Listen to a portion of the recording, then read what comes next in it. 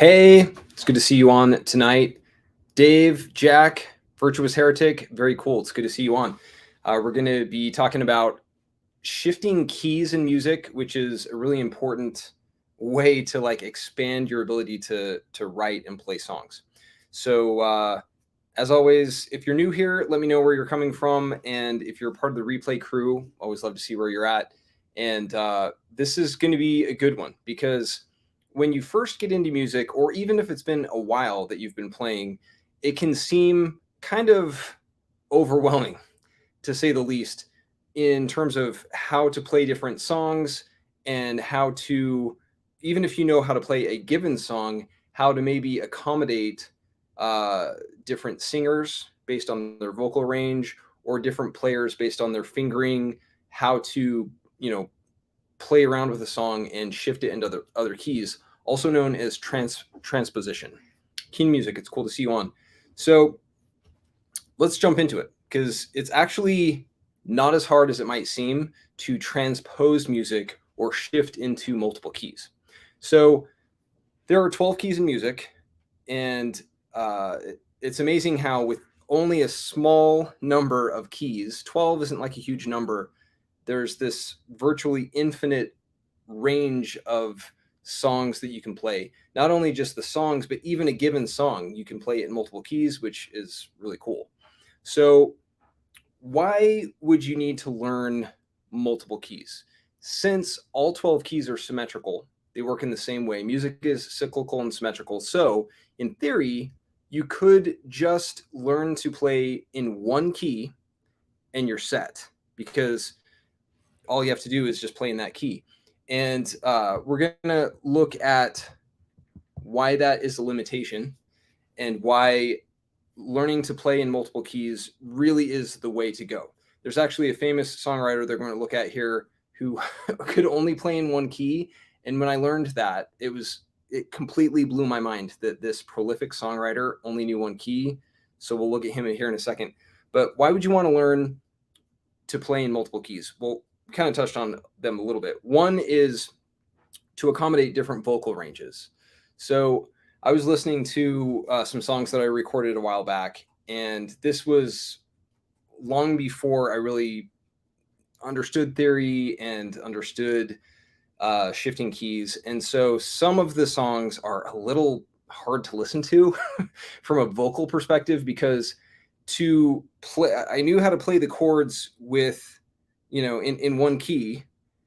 And so but I didn't know how to shift the chords into another key to make my vocal range more pleasing and easier to sing. So some of the tracks are like almost like gratingly high pitched because I was just like, this is how I know it. I don't even know what I'm playing. This is a long time ago. I don't even know what I'm playing, let alone how to like shift the key. It just seemed impossible. So that's one thing, is either to accommodate your own vocal range, or if you're playing with others and you know how to play the song in one key, but they're like, oh, we need to bring it down a little bit, or we need to bring it up. Being able to transpose is really important. And you see this all the time with like jazz musicians. They just like transpose on the fly, which is really cool. They might have a guest singer come play and they're just like, all right, let's play it in the key of D flat. And it's like, whoa.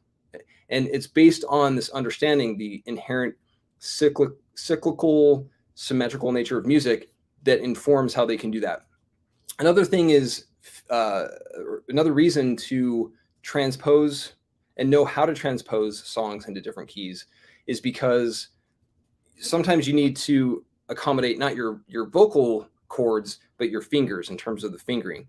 A lot of times you'll see songs that are in the key of G, or they're in the key of E. And on a guitar in particular, those are keys that are very kind to open chords. And so you'll find songs that are in those keys, which is really nice. But you might learn a song in the friendly range of open chords, and then want to shift it. How do you do it? It's using music theory to do it. So speaking of being able to shift around, on a guitar, there's the capo, which is a mechanical finger that shifts the nut up to be able to play the same fingering, but barring chords for you so that you don't have to bar them with your finger.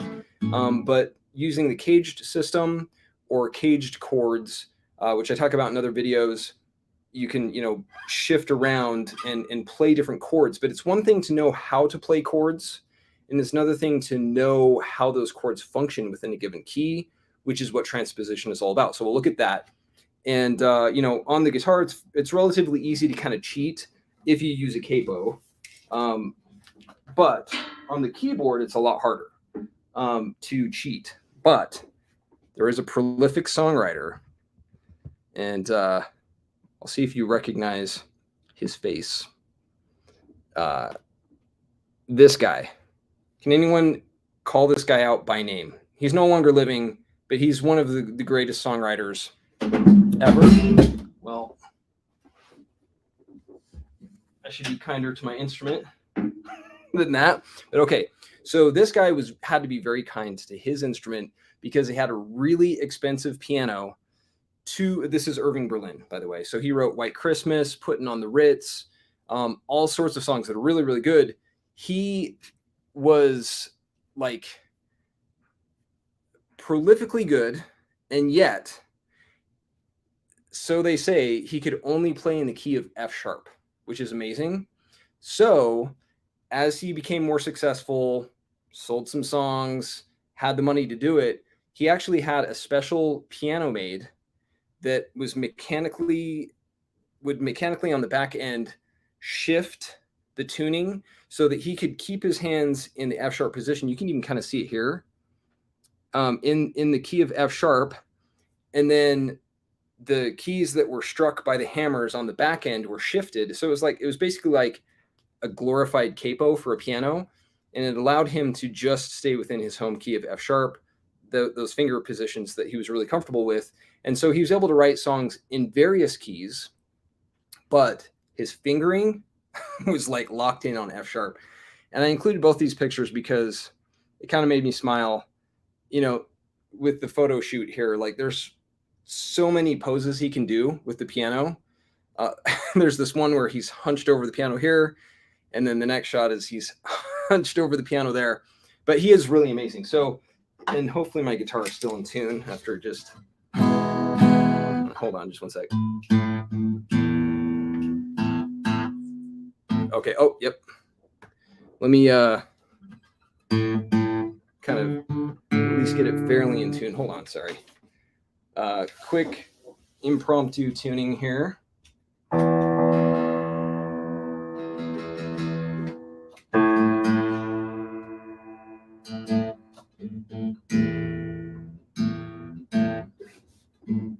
Hold on. I don't want to bore you with tuning, but when your guitar falls on the ground, it's bound to get out of tune. So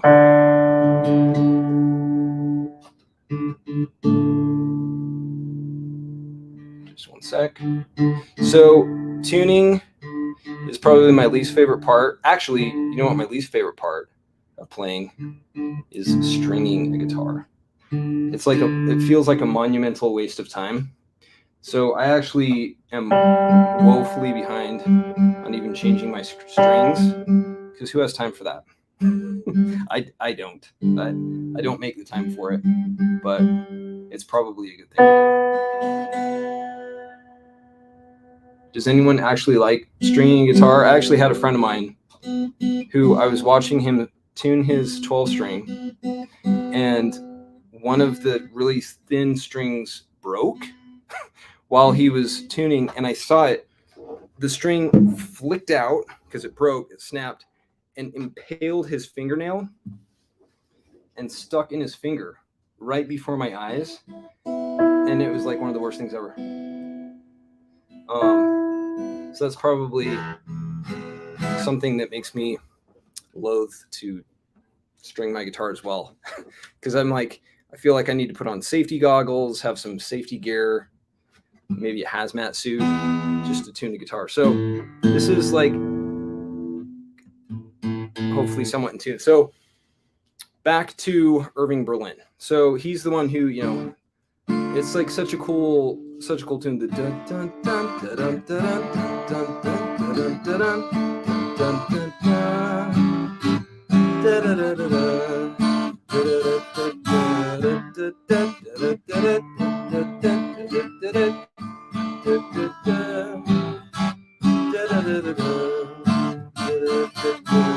So he's good. Like, I mean, he's really good. He's a really great songwriter. So the fact that he didn't know how to play in multiple keys is proof that you can do it. Like, you don't have to learn all the keys, but it's a shame because I think he could have, who knows what he could have come up with if he had known all 12 keys. So with that said, let's talk about all of the different keys and how you can navigate from one to the next. And if I had known this, it would have made things a lot easier. So, earlier on.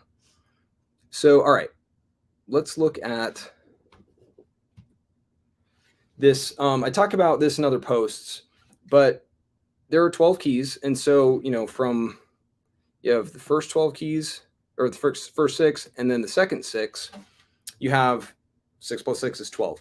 And in every key, they all function. And now I'm talking just the Ionian mode or a major key. In the key of C, you have C is 1, D minor is 2, E minor is 3, F is 4, G is 5, A minor is 6, and B diminished is diminished 7, and so on. Like if you wanted to shift from, say, C to E, E is 1, F sharp minor is minor 2, G sharp minor is minor 3, A is 4, and so on. So you could refer to a diagram like this, though, as I talk about in other videos, like there's duplicates. So it's not very efficient to look at music like this because, for example, we have a C here, but then we also have a C here, and then over here we have the C major chord I'm talking about shows up right here.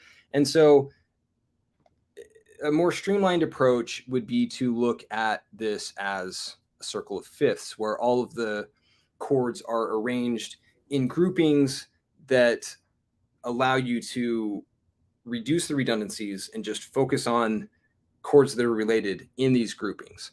Now, this circle of fifths is a consolidated, condensed view of that, and it's interactive and that allows you to come up with different groupings, different modes, and label those accordingly. But we're going to be focusing on the Ionian mode here as an example, shifting keys, transposing from one key to the next. But something to keep in mind, even with this, and this is in the library, this diagram, but here we're still even just looking at open chords. So because of the caged chord system, if you know about that, talk about that elsewhere, there are different finger positions you can do for given chords. So, this is an open C, this is an open G, this is an open D. But if you wanted to shift up the neck and play different finger positions, there's all sorts of variations on these chords you can do using what are called inversions. And so I have a poster of this that some of you may have it actually. It gets into the different finger positions for, say, for example, C major. So we have the C, A, G, E, D, the caged chord positions for C as those chords rise up the neck. Same for C minor, C, A, G, E, D, and G, and so on. So this view of chords is like an expansion pack to this. The circle of fifths shows chords in context. So and we're going to be using the circle of fifths to really simplify transposition or changing keys. But this really takes it to the next level because you're not just confined to open chords, but you can, find inversions all over the place. So I'm going to be using different inversions in some of the keys that I'm going to be using as examples. So it's not just going to be open chords, and that's where these are coming from, is the underlying theory behind inversions. So let's transcend Irving Berlin's knowledge of keys using a bit of theory here. So, and it's like on Irving Berlin, he knew theory, obviously knew theory, to come up with such great songs. And he used modal mixture, which is amazing too, given that he was only playing in one key. It's almost like he had this like really amazing intuition on how all of that worked and was able to like mix things up. It's crazy. The fact that he only played one key was crazy, but I'll move past that because it's too mind-blowing. So we're going to use an example of a song that was originally recorded in the key of D by Elvis, and it's called Can't Help Falling in Love with You. It's actually one of the top, like on Ultimate Guitar, it's one of the top searches because it's such a beautiful song. And in the key of D, and UB40 did a cover of this. So the original recording by Elvis, I think it was 1961. UB40 in 1993 did like a reggae version, which is actually really good. And then I think, honestly, the best cover that I've heard of this, and frankly, I think it's even better than Elvis's, if one is allowed to say this, is by 21 Pilots. They did a really cool live ukulele version of this song, which was in a different key. But we're going to look at the key of D. So it's D, which is a 1, F sharp minor, the minor 3, and then B minor, the minor 6, and then G is a 4, D is a 1, and then A is a 5. Hold on.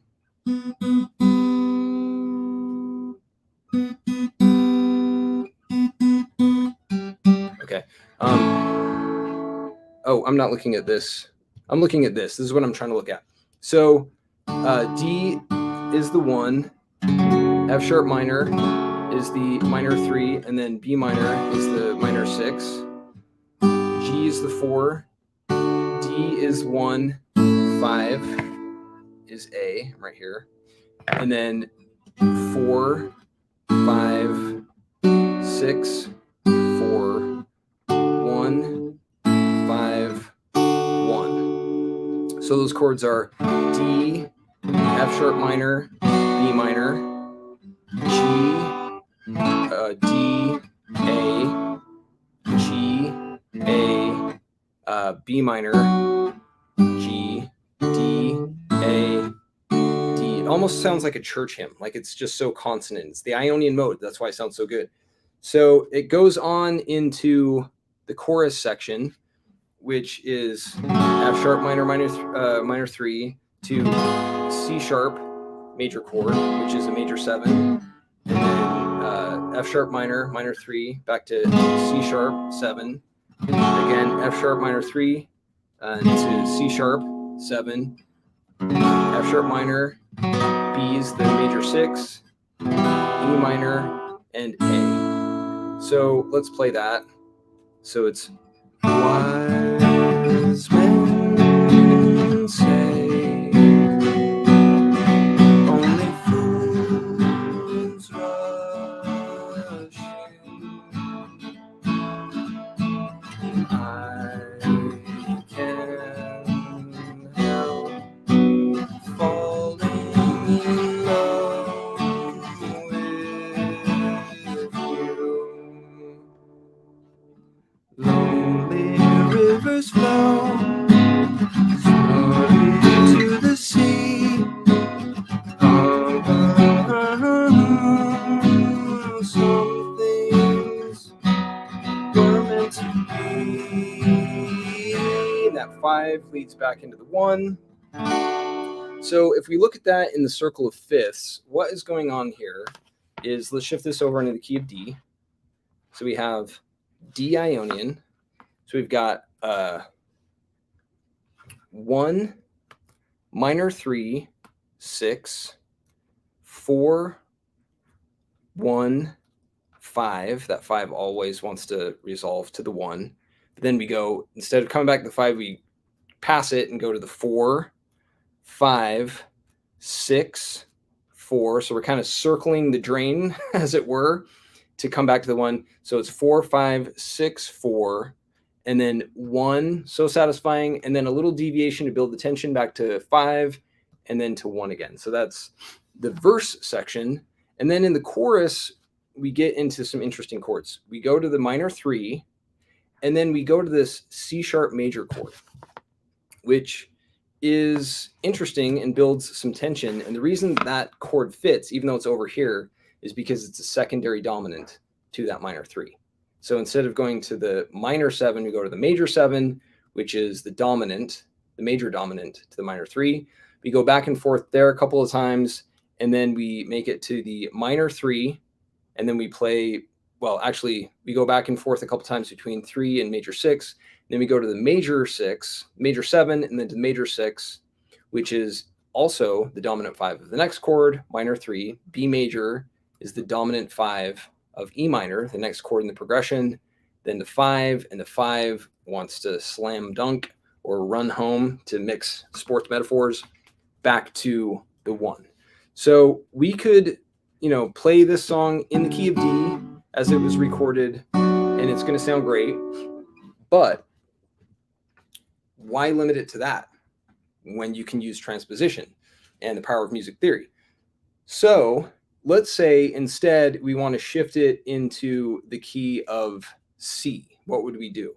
Well, the cool thing about music being cyclical and symmetrical is that we just looked at, we have the chord progression of 1, 3, 6, 4, 1, 5, 1, for example. In the key of C, using the circle of fifths, we can just rotate this over. So we're in C Ionian now. Because the numerals are consistent, each key follows the same structure, the same layout. We can play 1, 3, 6, 4, 1, 5, 1.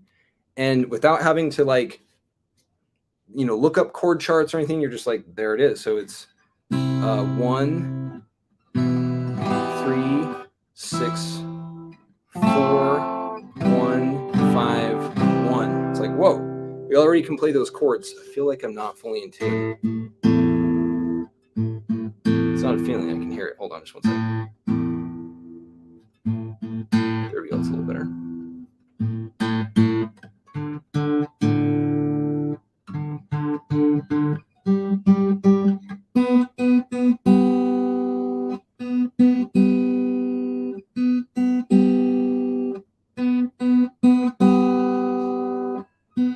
Come on now. B and G are always kind of like a little tricky.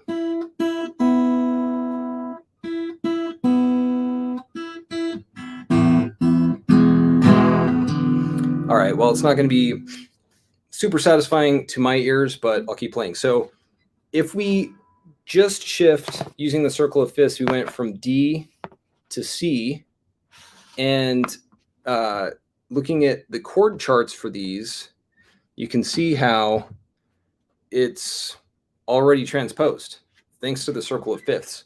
So we have 1, minor 3 of E, 6, A minor, 4, F, C is 1, G is 5,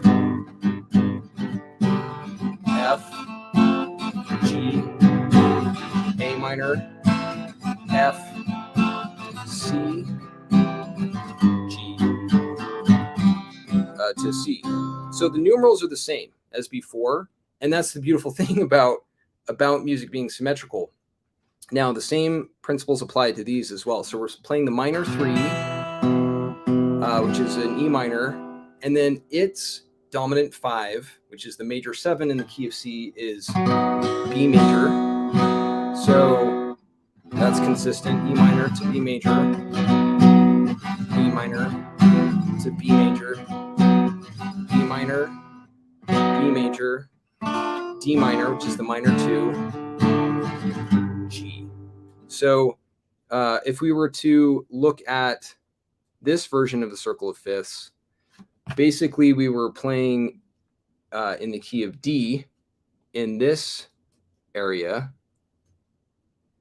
with a couple of borrowed chords. We had the borrowed C major, C sharp major, I should say, and B major. And then when we shifted it into the key of C, let me undo those, we played it with these chords, which follows the same structure with a borrowed major 7, and also a borrowed borrowed major 7 and a borrowed oh, I'm playing that wrong. And also a borrowed major 6. Let me come back to the chords and you can see the chord progression in the key of C. Pardon the blur here.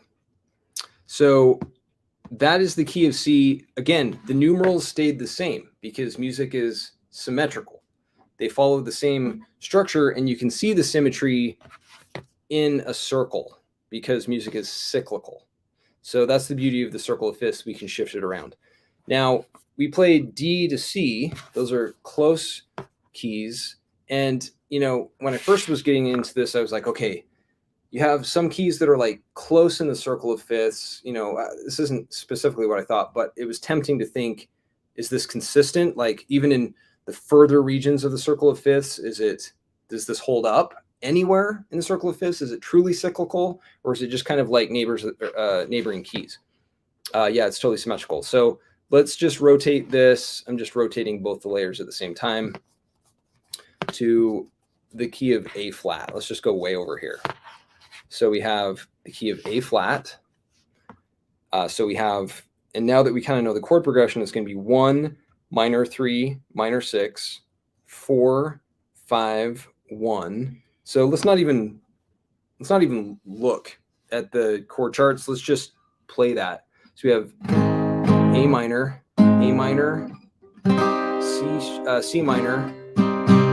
F minor 6,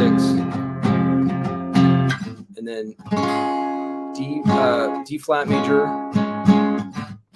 A flat major, E flat major because it's a 5, and then 4. Let's see, how does that progression go? Yeah, it's 4, 5, 6, 4, 1, 5, 1. So in chord format, again, the numerals have stayed the same because the functions are consistent from one key to the next. The only thing that changed is the chords, but those chords in relation to each other are the same because it's the same chord progression. So I don't know if this is going to be within my vocal range. Let's see, it's wise lower for sure. Wise men say only fool. Let's see, what is it? Oh, I didn't update this diagram. So this should be a D flat. That's my mistake. So these 4s should be D flat majors, right here too. So what it is it's wise A flat to C minor to F minor minor 6 to D flat major to A flat major 1 to E flat major 5 to E flat major 5 6 D flat major, A flat major, E flat major, back to A flat major. And then for good measure, let's just look at the chorus section, which again, the numerals are the same. So it's C minor to G, C minor to G, C minor to G, C minor, G, B flat, or no, it's B flat minor, E flat major. So something that you may or may not have noticed is even though like a couple of times I was playing C minor in this position, so it's as a bar chord on the 3rd fret, I was playing this C minor, and then I went to an open G as it's shown here, which is fine, but it was a lot of like my wrist had to move a lot. So I was like, I should just go to this, to the E position of the G major chord instead. And it's like less movement. My fingers can move less. And that's the beauty of having those inversions down. It's the cage system to be able to move around. So it's one thing to know the symmetry of music, to be able to like transpose. It's another thing to know all of the inversions so that that movement from one key to the next or from one chord to the next is smooth and it's more efficient and there's less movement required.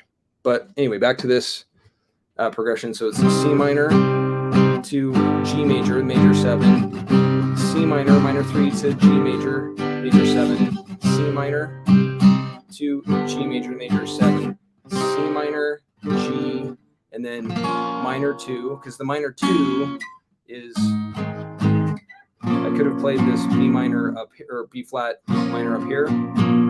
So there's different ways you can go about it. And then to E flat major, I could play E flat major here, but it's like harder to do. So I just opted for this version, and then back to A flat major. So that is how you can easily shift, is not trying to think, okay, you know, what are all of the chords, the key, and how can I memorize, you know, it's like just referring to the circle of fifths, and it really becomes much easier and more natural to do after you've done it a few times. So kind of wanted to do an example where we have the wireframe infrastructure of the chord progression. Oh, using only the numerals. This is what I'm looking at here. So is there a key that anyone has a fancy for that you want to do? And if not, I'm just looking at the chat. If anyone throws out a key that we haven't done so far, we've done D, C, and A flat. And we can do anything. We can do any key we want. Does anyone have a request for a key? If not, I'll just pick one. E minor. That's an interesting one. So, okay, so Chris, you said E minor. So, or E major. Okay, so let's do, oh, and I'm missing, I saw various ones. So let's look at, we're going to focus on a major. Last week we did modulation, and maybe we could do that here, where we use modes to shift into a different mode, and it might actually sound really cool. So let's look at a major key and see if we get to that. So the first one, someone said D, we did D, C, let's do B flat. Thomas, B flat it is. Let's do it. So what we're going to do is we're going to jump into circle of fifths. And right now we're in the key of A flat because the 1 is aligned with A flat. It's Ionian, major key. And we're going to shift these over into the key of B flat. And we know so far, I'll refer to the wireframe here in a second, the chord progression, but we played it enough that we know that it's a 1, minor 3, minor 6, 4, 1, 5, 1. So let's go to this, and it's a 1, which is a B flat, and a minor 3, which is, and if you have a chord map, you can be referring to yours as well. I'm just looking to mine here on the side. So it's a minor 3, it's a D minor, and then 6 is a G minor, 6 is a G minor again, so it's 2 measures of G minor, and then 4 is an E flat major, B flat major is a 1, 5 is going to be F, and then F, and then we go back to E flat, F, 6 is the G minor, 4, E flat major, and B flat, F, B flat. Okay, so let's try it. So B flat, D minor to G minor to E flat, B flat to F. I could have played the F up here instead. And then E flat, F, G minor to E flat to B flat, F.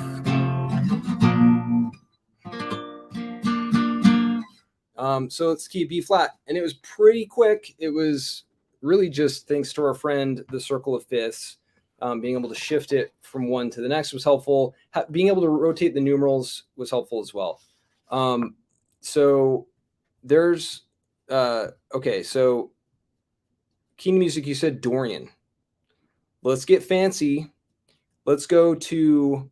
We started in the key of D. That was Elvis and UB40 apparently did it in the key of D. So let's do D Dorian and see what that looks like. While we're at it, we might as well, because if you were on the live last week, we did Pachelbel's Canon, and Dorian was like amazingly good. And this progression kind of has a Dorian vibe to, or not a Dorian vibe. It has kind of a Pachelbel's vibe to it. So just for kicks, let's go to. Let's write out those measures.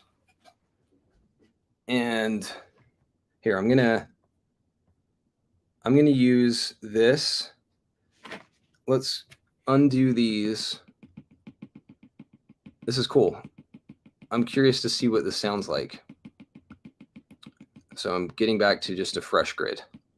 Okay, a fresh chord progression here. Okay, so let's look at the circle of fifths and play around with this. So let's go to the key of D Ionian, which is here, where D major, the major one, is the tonic or tonal home bass.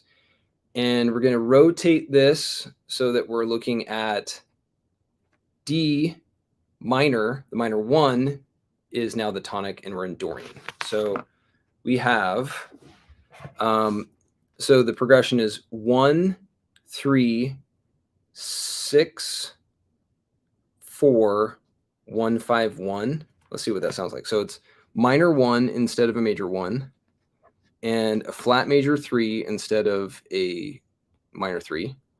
And then the 6, this is going to be interesting, is a diminished 6. That's going to sound possibly a little rough. I don't know. We'll see. Diminished chords aren't sonically quite as pleasing, and you don't hear them a whole lot as much as major and minor chords. And then we have a major 4, because Dorian also has a major 4. That's part of the Dorian vamp, is the minor 1 to a major 4, which is a really pleasing progression. And then I'll show you the chord progression I'm writing here in a sec. And then we have a minor 5, and then we get into the major 4 again, a minor, it doesn't look like a major 4. I'll show you this in a second, and hopefully it's legible by the time I show it. And then a minor 5, diminished 6, I don't know. And then major 4, minor 1, minor 5, minor 1, minor 1. Okay, so this is, and I'm just going to write them out here. So we have D minor. This is what I'm writing here. So we have D minor is the minor 1. So again, we're I guess we're not transposing because we're not changing keys. Now we're shifting the mode into, that's a D minor. That's supposed to be a minor. D minor. The flat major 3 is an F major chord. This is a B diminished chord. And then we have diminished, B diminished again. 4 is a G.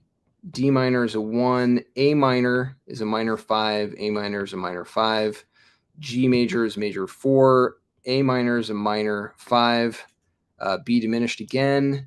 G, D minor. This is going to sound interesting. And then we have 5 is an A minor. And then we come back home to D minor. We're just going to do the verse here, though I'm sure the chorus would be pretty cool too. So,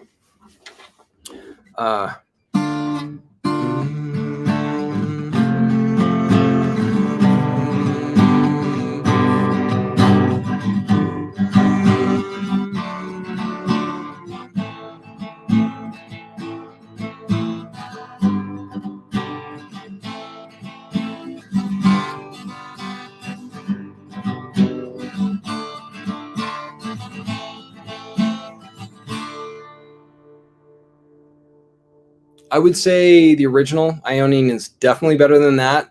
It's partly because the diminished 6 to the 4, there's not enough harmonic movement. And then that minor 5 of A minor doesn't really resolve very well to the minor 1. I think Dorian, Pachelbel's Canon in Dorian was definitely more immediately satisfying than this one, but interesting to see. And it was really just because, using the chord map, we could easily shift that. Like back in the day, before being able to see all of this, that would have been like at least a 1 hour exercise, if at all, because it would have I think the hurdle would have been too high to even try. It would have been like, oh, that would be cool. Let someone else do it. But to be able to do it yourself is pretty awesome. So with music being inherently cyclical and symmetrical, that's what makes transposition possible. And in this example that we just looked at, shifting the mode as well. So shifting keys and modes. Now that's something to keep in mind that's important, is there is a distinction between keys and modes. So in this example, if we're looking at D Ionian, we're in the key of D. And if we're looking at Dorian of D, D is still the tonic. It's still the tonal home base. However, the mode changed, meaning the nature and relationship of chords based on which chord is the one is the mode. So by keeping the numerals in position, we can go anywhere from Lydian, where D is 1, but we're playing, it's basically a permutation of the key of A major. We can go all the way over to D Locrian, where we have a D diminished as the tonic, and this is just a permutation of the key of E flat. So we have all of these modes: Phrygian, Aeolian, Dorian, Mixolydian, Ionian, Lydian. But notice how I'm rotating only the grouping. I'm rotating only the grouping while the numerals stay the same. That is because we're staying with D as a tonic, but we're rotating through what are called parallel modes. And if we were to play the relative modes of D, we would instead keep the grouping in position and rotate the numerals. So we're still playing within the key, what was the key of D major, but shifting to A Mixolydian because A now is 1, or we go into E Dorian where E is 1. It's the same grouping. And so these are relative modes rotating in a clockwise direction, rotating the numerals. Or if we keep the numerals in position but rotate the grouping counterclockwise, those are parallel modes, because parallel and relative modes, as I talk about in other videos, are like symmetrical. It's clockwise versus counterclockwise. And it's a lot to try to wrap your head around if you're working only with your mind's eye or just these abstract concepts. But if you're working with actual theory with your own eyes, then it's a lot easier to take in. So I want to speak to some of the comments and jump into that. So let's see. So Sean in Las Vegas, cool to see you on. Thank you for being here. And Jack Delaney, I hope you stay safe. Getting out of a hurricane's path is a good idea. Be safe out there for sure. Let's see. Okay, so Chris, I don't love performing, honestly. I'm an introvert, frankly, and so I like performing for myself. But it is fun to share music with people. But what about you? Do you perform? It's fun to do. Let's see. Key music, A flat, A and E flat are good keys. They're also polar opposites in the circle of fifths. So being tritones, those are interesting. And I know we were talking about which key to do. That's an interesting suggestion, since they are so sonically different. They're like different poles. Cool. Rob, you said you have an on song. Very cool. And yeah, you can change the key in really any song using these same methods. Let's see. Sorry, I'm just looking through the comments here. Dave, I'm so sorry you had to change strings on 2 guitars yesterday, unless you enjoy it. To me, that sounds like that's not a good time. But once it's done, then it's done, and then it sounds really good, and it is a good time at that point. I need to bring myself to do it. I agree with you, Rob. The sound of new strings, just you can't beat it. So I need to do it. I need to put on some safety goggles and just do it. My harrowing experience of seeing my friend get his fingernail impaled. Let's see. So we've got yeah. Sorry about the tuning. Some people are more sensitive to tuning, and I mean that in a good way. Like you can hear the tuning. I could have paused longer and really tuned up. Hopefully it wasn't too grating on the ears. Hopefully the beauty of that chord progression made up for my out of tuning.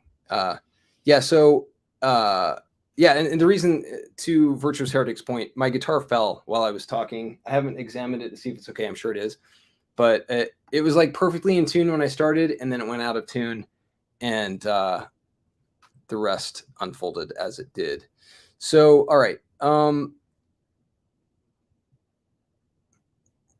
I do like, so Iggy Club, the key of H, if I understand correctly, in German music theory, H is, what is it? Like instead of the key of B or something?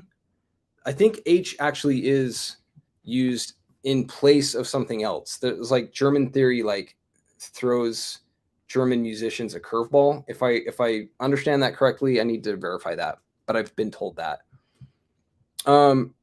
Let's see. So Talking Boolean, writing the software that I'm using to write these chords is just it's a Sketchpad app on my iPad here.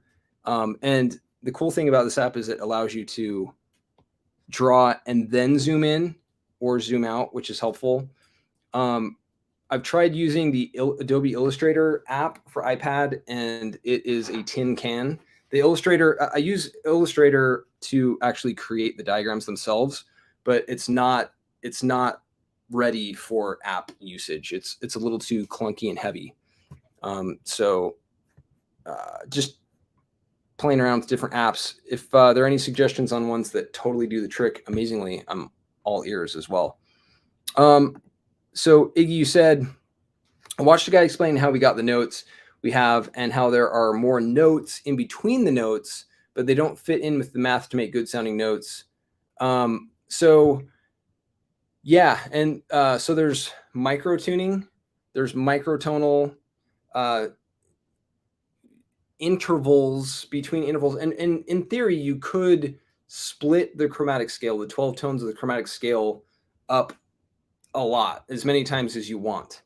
The nice thing about the tuning that we use, at least in Western music, is those 12 tones really highlight the underlying geometry and symmetry that we're talking about in terms of notes, scales, modes, and progressions, chords and progressions. Is it allows for you to wrap your head around those relationships without it getting out of hand, because our minds have only so much capacity for retaining information and only certain numbers. There's studies about, it's partly why, phone numbers have only so many digits. And even communally, we've evolved to have, only so many close relationships in our life. And even just in communities, there are only so many people within your surrounding community that you can really have a functional society with, like on a local level, before it kind of becomes unmanageable. So there are certain inherent mental limits. And so that comes into play with music theory as well. But that is interesting. And there are definitely some interesting patterns going on with the different intervals. Let's see. That's good to know about Note Shelf. So I'm using, what is this called? I think it's called Flow, which is by Moleskine, I think. Actually, I have to, I'm not sure. It's been a minute since I've looked. And let's see. Iggy, using the chord map you could use the chord map. I love it to transpose yourself from one state to the next. Love it. So let's see. Okay, so Michael, you said, how would you even decide to find what chord works well with the key change? So that is, hopefully I answered that, because I know I'm backtracking on the comments or the questions too, that the key change, music theory guides you in the process, in that it kind of tells you, like if we're in the key of D and we go to the key of C, it lays it out. So and especially if you know the numerals, the function of the chords that you're working with in that progression, you just follow the same pattern. And that's the cool thing. In other videos, I talk about how there's the star pattern between chords, and the same star pattern applies to all modes. So for example, in C, you go up to, so you have 1, 2, 3, 4, 5, 6, 7, 1. If we go to the D Dorian mode, same chords, it's 1, 2, 3, 4, 5, 6, 7, 1. It's the same pattern. And so in terms of knowing which chords to work with a key change or even with a mode change, because these patterns are consistent, kind of guides you in the process. The theory is like your North Star, your mental beacon, as it were, in that process. All right, so yeah. On the D Dorian, so Donidri, you said D Dorian with a borrowed B minor and an A major could sound really good. I'll need to play around with that, and I think you're right. Certainly with an A major, it's kind of like a harmonic minor in that case, and then a B minor instead of a B diminished could make that movement between the instead of diminished 6 to a 4, a minor 6 to a 4 could sound really good. I like that. Let's see. Ruben, you said, have you ever taken the Myers-Briggs test? You seem like an ENFJ or INFJ to me, but not sure. I have, and I can't remember what the result was. What are you? And what does that mean? Does that mean that I'm insane or just an ENFJ, INFJ? I love it, and I need to look into it. INTP is what I am. That's right. So, which means I'm a logician, if that's how you pronounce it. Basically a nerd. And when it comes to music theory, it's been fun because nerding out about music theory is like the greatest thing ever. Yeah, I think I'm an INTP. So yes, Iggy, you are correct. In Germany, with the H, the key of H, you know more than maybe you even realized in terms of what options there are with keys. Okay, let me jump into, let's see. Sorry, I'm just reading through here. Yes. Being able to actually, it's I'm using what's it called? StreamYard allows me to highlight the YouTube chat comments. StreamYard's awesome. I love it. I haven't fully explored all the features, but it's been very helpful.